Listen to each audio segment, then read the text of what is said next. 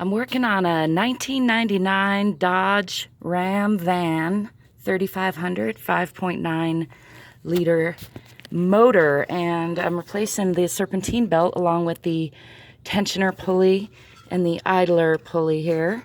Just thanks to help hold the serpentine belt that goes along the alternator and the AC and the water pump and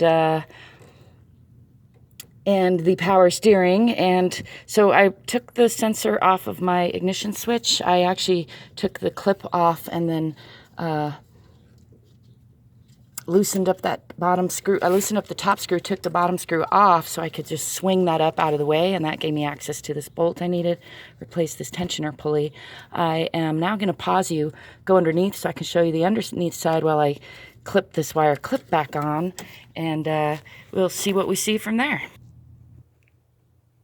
All right, so from the underside now, here's that tensioner pulley, and here's the little area where you can see the back bolt that I needed to, I didn't need to, you could probably kind of get in there because it's too short for my long, the bolt was too long for my short socket and the area was too short for my long socket. A medium one might have worked, but what I did instead was remove this bolt here, loosen up that top one, and slide this whole ignition switch out of the way. And now I'm gonna take this little clip that I unclipped and clip it right back in.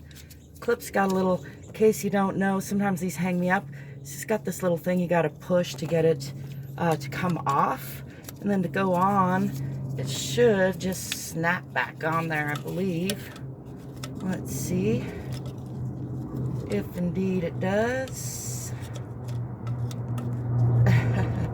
One hand and everything. Maybe I gotta push that in again. Let's see, there we go.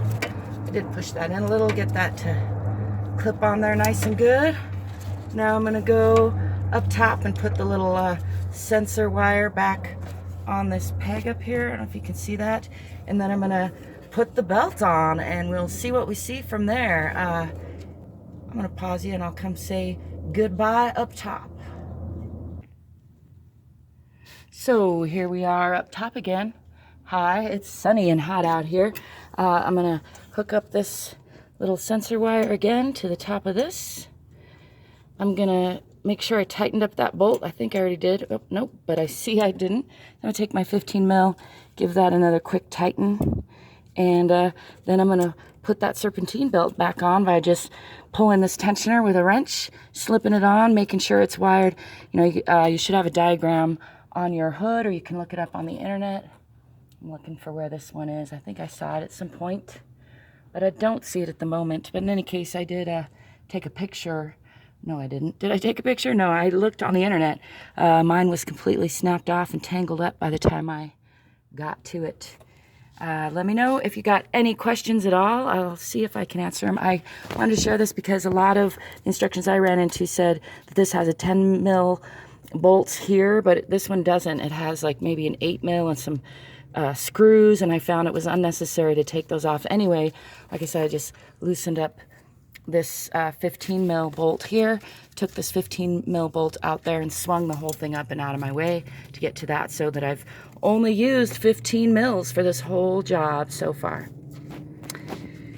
Check out the description if you want to connect with me or support me. You might find some links to some of the parts I used. As always, I wish you love, lightheartedness, peaceful conflict resolution, figuring out how to do it yourself, and hiring a professional when you can. Ciao for now.